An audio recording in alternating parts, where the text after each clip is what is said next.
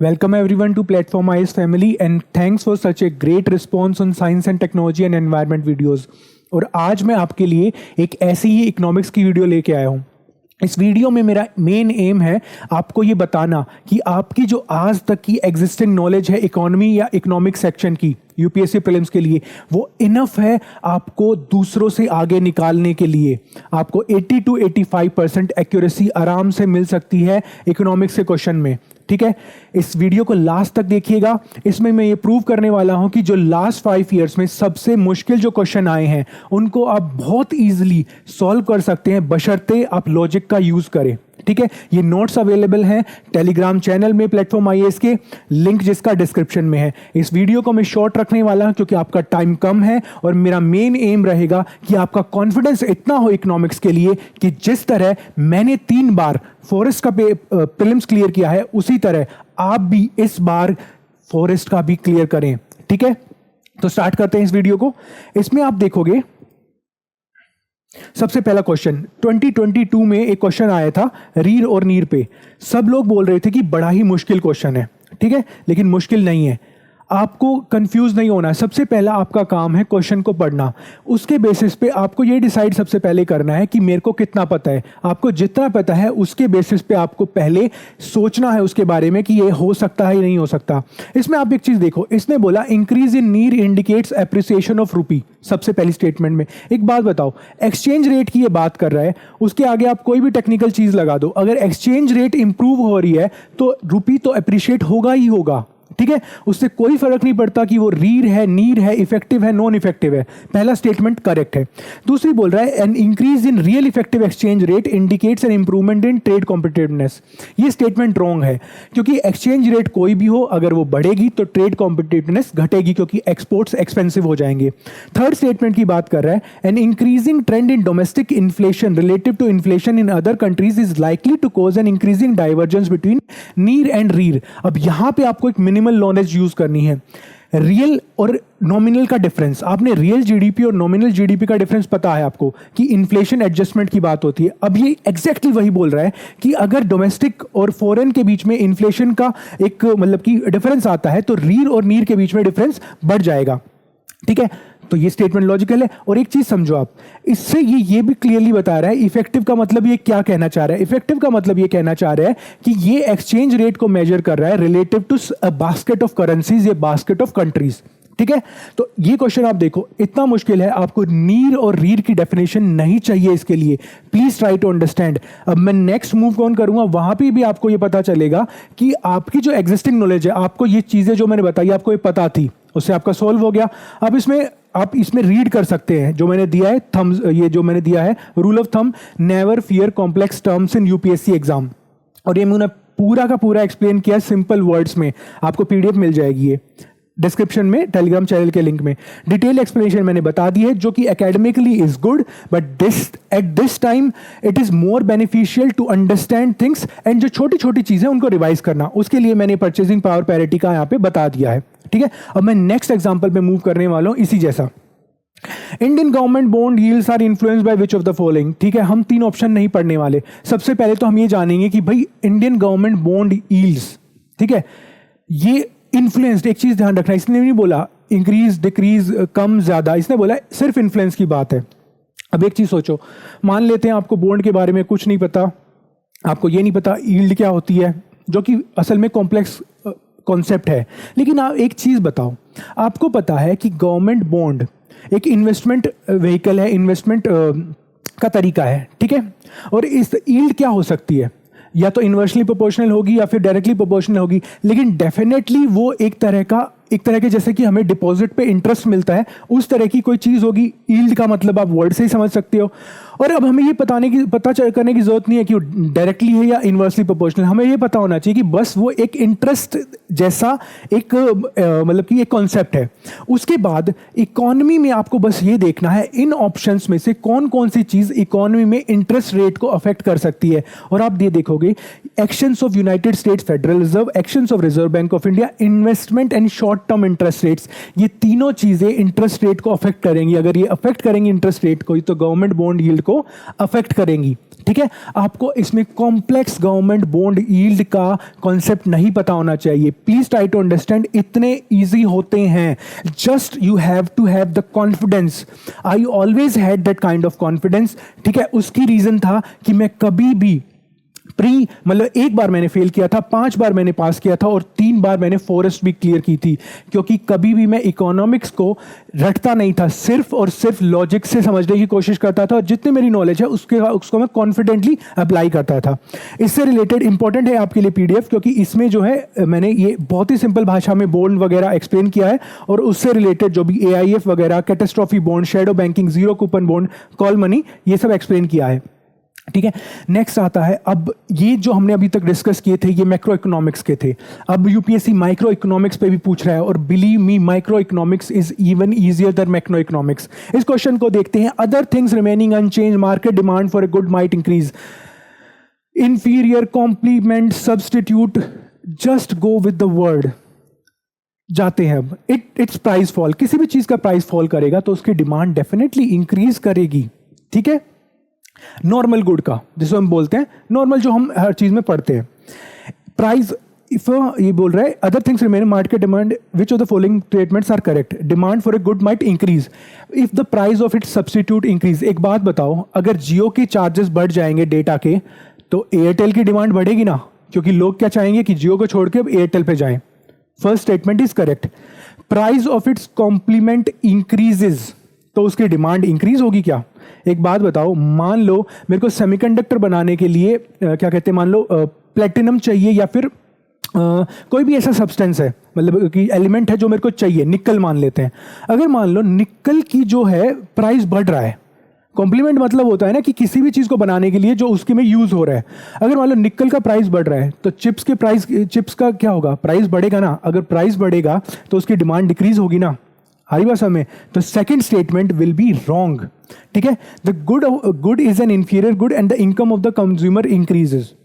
Third में बोल रहा है कि एक गुड जो इंफीरियर गुड है, अगर उसके कंज्यूमर्स की जो है इनकम बढ़ गई तो क्या कहते हैं, उसका डिमांड बढ़ जाएगा। बट एक चीज सोचो, मान लो एक गुड इंफीरियर है जो कि लोग जबरदस्ती ले रहे हैं और उसका अगर क्या कहते हैं उसको खरीदने वाले लोगों की इनकम बढ़ जाती है, तो अब लेंगे उसको, तो उसकी डिमांड क्या होगी? डिक्रीज होगी ना। तो ये जो नो है, ये कॉम्प्लीमेंट की प्राइस इंक्रीज होने से इसकी डिमांड डिक्रीज होगी। इंफीरियर गुड का इनकम इंक्रीज होने से, सॉरी कंज्यूमर्स की इनकम इंक्रीज होने से इसकी इंक्रीज नहीं होगी, डिक्रीज होगी। तो 2 और 3 नहीं होंगे, आंसर होगा ए। ये इतना सिंपल है, ये मैंने समझाया है आपको, इसलिए टाइम लगा है, लेकिन वहां पे घबराने की जरूरत नहीं, बहुत इजी होता है। अब इसमें जो आप देखो, मैं कोशिश करूंगा 10-12 मिनट में इसको खत्म करूं, उसके बाद आपको 18 मिनट लगाने हैं बस इन चीजों को रिवाइज करने के लिए, जो बहुत important. Superior goods, public goods, Veblen goods, Giffen goods, इस वीडियो में मैं नहीं एक्सप्लेन करना। दिक्कत होती है कि एक्सप्लेनेशन में बहुत ज्यादा टाइम चला जाता है, लंबी वीडियो बन जाती है और मैं आपका टाइम वेस्ट करना नहीं चाहता। इसको आप रीड कर लेना एक बार। अब आते हैं ये, अब ये इतनी सारी इसने कॉम्प्लेक्स चीजें दी हैं, आपको लगेगा कितना डिफिकल्ट है। ठीक है, एक सेकंड रुक जाओ बस। और ये डिफिकल्ट नहीं है, ये बोलता है which of the above can be included in FDI. सबसे लास्ट ऑप्शन है non resident external deposits. Deposits जब उसने वर्ड बोला, when we deposit something we are making a saving, that is not considered an investment in the sense that कि आप उससे कुछ किसी प्रोडक्टिव एसेट में लगा रहे हो। ठीक है, अब पहले तीनों की बात करते हैं। अब हमें पता है भाई, फॉरेन करेंसी कन्वर्टेबल बॉन्ड्स की बात कर रहे हैं। Convertible in what? Convertible into shares. और अगर कुछ चीज शेयर में कन्वर्ट हो जाती है तो एक चांस है कि ओनरशिप मिलेगी। ठीक है, लेकिन हमें ये याद रखना है कि भाई अब हमें ये नहीं पता कि कितनी क्या लिमिट होनी चाहिए, 10% होनी चाहिए, 15% होने चाहिए, पर हमें ध्यान रखना है कि भाई एक अगर स्लाइट भी चांस है, क्योंकि उसने कैन भी बोला है, स्लाइट भी चांस है शेयर में चेंज होने का, तो that can be considered an investment.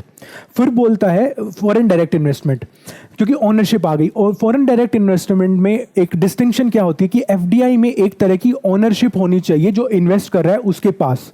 उसके बाद नेक्स्ट बोलता है foreign institutional investment with certain conditions, FIIs with certain conditions. इसने कुछ बोला सर्टेन कंडीशंस मतलब क्या, कि एफआईआई कुछ परसेंट से ज्यादा होगी तो वो एफडीआई मानी जाएगी, क्योंकि उसमें एक ओनरशिप आ जाएगी। कुछ परसेंट के बाद हम मानते हैं कि he or she the investor is an equal owner, equal नहीं मतलब जितना भी उसका स्टेक है उस हिसाब से he or she is an owner. Last बोलता है ग्लोबल डिपॉजिटरी रिसीट्स. अगेन ये एक डेट व्हीकल है, लेकिन अगर ये भी कन्वर्ट हो जाए, अगर इसमें भी कन्वर्ट करने का ऑप्शन हो तो it can also be considered FDI. तो कितना सिंपल है, जस्ट आपको ये समझना है कि भाई मेरे को घबराना नहीं है, मेरे पास नॉलेज है सभी. UPSC is just testing, not just testing your aptitude, it is also testing your attitude and you have to show that kind of temperament in the exam. ठीक है, अब आगे बात करते हैं इसमें. ये वाली चीज़ मैंने इसमें और भी चीज़ डाली है, अमेरिकन डिपॉजिटरी रिसीट्स. ये बस please give it 5 minutes, it will be really beneficial. अभी मैं इसको नहीं समझा सकता इतनी छोटी वीडियो में. अब ये 2022 का क्वेश्चन था. Consider the following investments in assets which of these are above are considered intangible investments. Please try to understand. You just have to focus on the word intangible. Intangible का मतलब है हम जिसको छू नहीं सकते. आपको बस ये देखना है इन चीज़ों में से हम किसको छू नहीं सकते. ब्रांड रिकग्निशन को हम छू सकते नहीं. मेरे दिमाग में बस एक ब्रांड का वो है कि Nokia is such A company, Nokia is now not a good company, उसको मैं टच नहीं कर सकता. It is intangible. इन्वेंट्री का मतलब होता है कि जो गुड्स प्रोड्यूस हुए, जैसे कि वेयर हाउस में अभी 500 स्कूटर्स की इन्वेंट्री है, तो that inventory can be touched, so it is tangible. Intellectual property can not be touched. Intellectual property अपने आप ही बोल रहा है वो इंटेलेक्चुअल है, not physical. Mailing list of clients can not be touched. Mailing list of clients को लोग बोलेंगे कि हाँ उसका प्रिंट आउट निकल जाए तो वो टच हो जाए, नहीं, लेकिन आपने पेपर को टच किया है. ठीक है, आपने उस गुड को टच नहीं किया है. You just touch the paper. Mailing list of clients you have not touched. ठीक है ना. तो ये इनटेंजिबल एसेट्स कौन कौन से हो गए, इसमें होगा 1, 3, 4, मतलब कि 3 आपका आंसर होगा, ओनली 3. ठीक है, ये इतना सिंपल होता है. जस्ट बिकॉज आपने इंटेंजिबल नहीं पढ़ा है, टेंजिबल नहीं पढ़ा है, तो आपको डरना नहीं है. वो लॉजिकल होगा, किसी ने बनाया होगा तो लॉजिक से ही बनाया होगा ना. ठीक है ना, तो आपका 90% वो सही होने वाला है. ठीक है, अब इसी तरह के क्वेश्चन थे, ये उसी थीम पे बेस्ड है. Which of the following constitute the real sector of the economy. अब क्या होता है, आपने सोचा कि रियल सेक्टर मेरे को नहीं पता और छोड़ के चले गए क्वेश्चन को. नहीं छोड़ना, आप जस्ट 4 ऑप्शंस को पढ़ो और उसमें से ना कैटेगराइज करने की कोशिश करो कि भाई इन चारों में से कौन से 2 एक जैसे हैं या फिर कौन से 3 एक जैसे हैं, एक कौन सा अलग है. ओड वन आउट भी बोल सकते हो या फिर आप कैटेगराइजेशन भी बोल सकते हैं. आप जब इसको देखोगे ना तो फार्मर हार्वेस्टिंग देयर क्रॉप्स एक गुड प्रोड्यूस हो रही है. Textile mills converting raw cotton into fabrics एक गुड प्रोड्यूस हो रही है. Commercial bank lending money to a trading company, यहाँ पे कोई गुड प्रोड्यूस नहीं हो रही, फाइनेंशियल ट्रांजेक्शन हो रही है. अ कॉर्पोरेट बॉडी इशूइंग रूपी डिनोमिनेटेड बॉन्ड ओवरसीज, यहाँ पे भी अगेंस्ट ए फाइनेंशियल ट्रांजेक्शन हो रही है. ठीक है ना. तो आप देखोगे कि अगर वो रियल सेक्टर बोल रहा है, ठीक है ना, तो रियल और वर्चुअल में अगर हम बात करेंगे, सोचो अब, तो हमारे 2 कैटेगरी बन गई है अब कि 2 ऑप्शन एक जैसे हैं, 2 ऑप्शन एक जैसे हैं. और अगर हम उसमें से एक कैटेगरी में से हमें चूज करना है कि रियल कौन सा होगा, तो आप खुद सोचो आप कौन सा बोलोगे. 1 और 2 को बोलोगे ना, तो यही आंसर है. इतना आसान है ये. ठीक है, प्लीज ट्राई टू अंडरस्टैंड, ये इतना आसान है. मैंने किया है, बहुत लोग करते हैं, आप बस डर जाते हो कि पता नहीं और लोगों ने क्या किया. नहीं, उन्होंने बस ये किया है कि जो उन्होंने किया है वो उसको एग्जीक्यूट करते हैं. ठीक है, अगेन इसमें कुछ अच्छी चीजें हैं, आप वो देख सकते हैं. अब अगेन ये इतना आसान क्वेश्चन आप देखोगे इसमें. अंडर द किसान credit card scheme short term credit support उसने बोल दिया. ठीक है, अब उस चीज पे बस फोकस करो कि शॉर्ट टर्म क्रेडिट. अब ऑप्शन देखो, अब option number 2, purchase of combine harvester tractors mini trucks. Combine harvester कम से कम 20-25 लाख की आती होगी. शॉर्ट टर्म क्रेडिट हम ज्यादा से ज्यादा क्या बोल सकते हैं, 1 साल का, आगे मान लो 2 साल मान लो. ठीक है, 24 लाख की चीज 2 साल के उसमें खरीद रहे हो आप. ईएमआई कितनी बढ़ेगी, अगर डाउन पेमेंट 0 भी होगी तो 1 लाख की ईएमआई. एक गरीब किसान 1 लाख की ईएमआई के लिए किसान क्रेडिट कार्ड लेगा, तो वो क्रेडिट कार्ड कहाँ हुआ, वो तो मतलब कि 1 लाख बहुत ज़्यादा होते हैं, तो ये नहीं हो सकता. किसान क्रेडिट कार्ड इसके लिए यूज़ नहीं हो सकता. आपने 2 एलिमिनेट कर दिया. उसके बाद देखो 5th, construction of family house and setting of village cold storage facility. Cold storage facility again है बहुत बड़ी इन्वेस्टमेंट है. और उसके अलावा कोल्ड स्टोरेज फैसिलिटी के और हाउस बनाने के लिए गवर्नमेंट की अलग स्कीम्स है. 2 और 5 को आप ये क्या कहते हैं एलिमिनेट करोगे. 2 और 5 एलिमिनेट होती है, आपके पास ऑप्शन आएगा 1, 3, 4, आंसर बी. इतना आसान है. मैं इतना फास्ट इसलिए करा रहा हूँ आपको दिखाने के लिए, वैसे नेचुरली मैं फास्ट भी हूँ, मतलब बोलने में।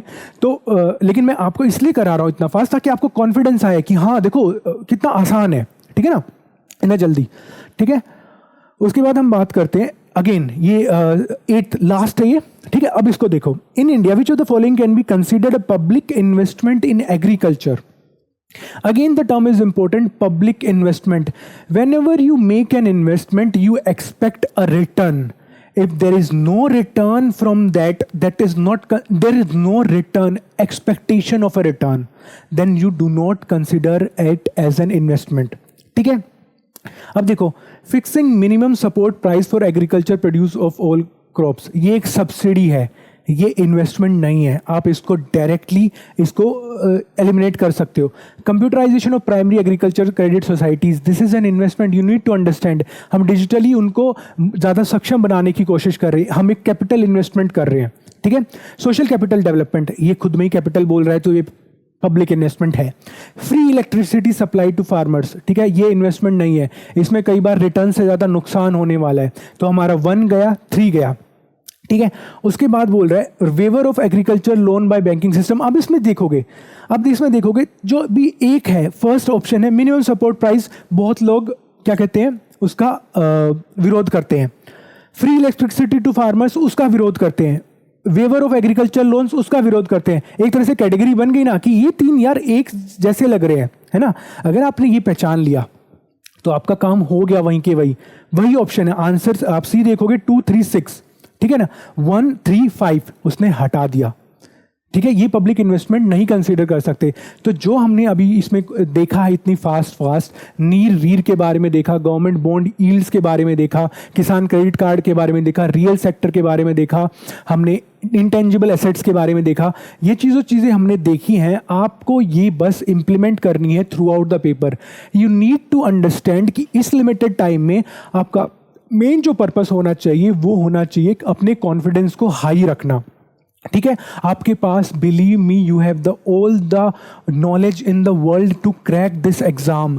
You just need to make sure that when you enter the exam hall you are confident enough to say in your heart that this is my day and this is the attempt that I am going to be an IAS officer. You are getting me? So please revise this again. These are one of the few questions which people feel are difficult but are the easiest ones. Plus I have included a number of important concepts in this points of remember section in this. Please download the PDF from Telegram channel of Platform IAS, and thank you very much. I will try to bring more such videos. I was a little busy lately, but I will try my best. Thank you very much.